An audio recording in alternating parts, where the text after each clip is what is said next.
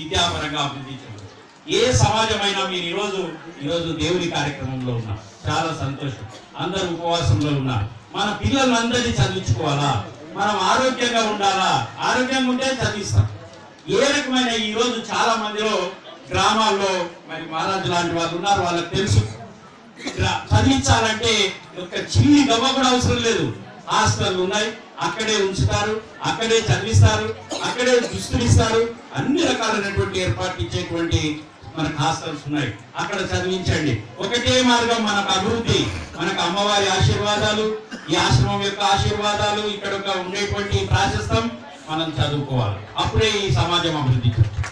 నేను ఇక్కడికి వచ్చిన సందర్భంగా ఒక 4 అంశాలు నా ముందు వచ్చారు. చాలా చక్కని అంశం, మీరు అడగకున్నా నేనే చెప్పాలనుకున్నాను. ఎందుకంటే ఈ ప్రాంతంలో వస్తున్నటువంటి ప్రశాంతత ఉంది. ఉదయం నుంచి ఏదో మీటింగ్ లో ఉన్నాం, 1 గంటన్నర ప్రయాణం చేసి ఎక్కడ ఆగకుండా పరిగెత్తుకుని వచ్చాం. ఒక రకంగా ఉన్న నాకు మహారాజుకు ఆ పూలదండ వేయడానికి నేను మెట్టెక్కుంటే ఎక్కడి నుంచో నాకు శక్తి వచ్చేసింది. పూలదండ వేసిన తర్వాత కూడా మరి వ్యక్తి నన్ను పట్టుకున్న వారు నాకేదో సహాయ సహకారాలు అందిస్తున్నట్టు అనిపించింది.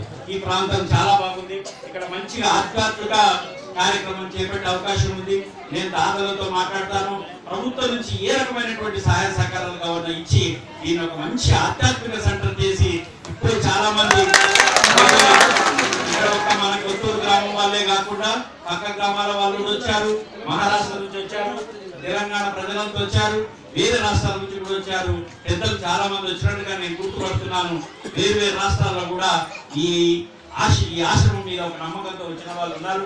వాళ్ళందరూ కూడా నేను కలెక్టర్ గానే కాకుండా జిల్లాలో ఉన్న అందరు ఆఫీసర్ల, జిల్లా యంత్రాంగం తరఫున మీ అందరికి కూడా స్వాగతం తెలియజేస్తూ ఇక్కడ ఒక ఆధ్యాత్మిక కేంద్రం ఏర్పాటు చేయడానికి, అట్లాగే ఇక్కడ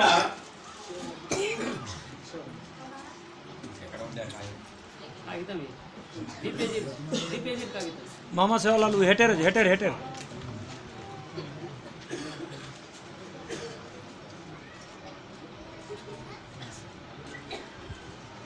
ప్రభుత్వానికి వెంటనే ఒక 2 మాసాల క్రితం ఇక్కడే కలెక్టర్ గా పనిచేసి వెళ్ళినటువంటి రామలక్ష్మణ్ గారు ఈ ఆశ్రమం మీద రిపోర్ట్ అడిగారు.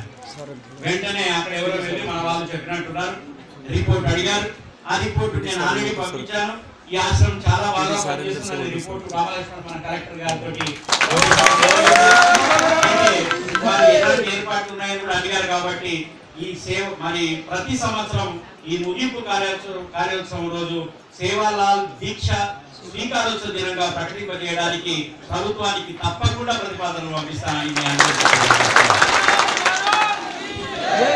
దీక్షా భూమిని తెలంగాణ బంజారాల ఆధ్యాత్మిక కేంద్రంగా దీక్షా భూమిగా నేను ఇంతకు ముందే మీకు చెప్పాను. అది కూడా ప్రభుత్వానికి మనం ప్రతిపాదనలు పంపించి ఈ వనరులు, ఆర్థిక వనరులు ఏమేమి ఉంటే మనం ఇక్కడే సేకరించుకోవడానికి మీ అందరి సహకారం కూడా నేను కోరుకుంటున్నాను.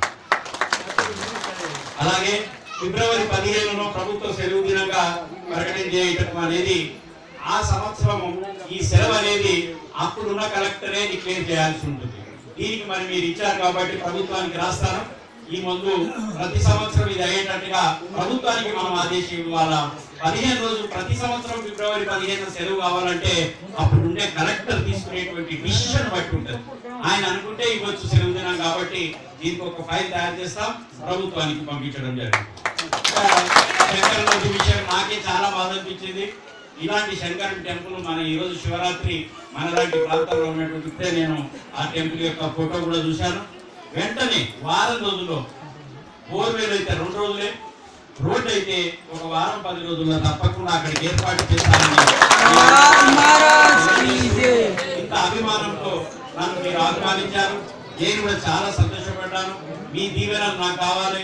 మీరందరూ భక్తులు ఈరోజు దీక్ష పొందారు, మీరందరి దీవెనలు నాకు ఇవ్వాలని.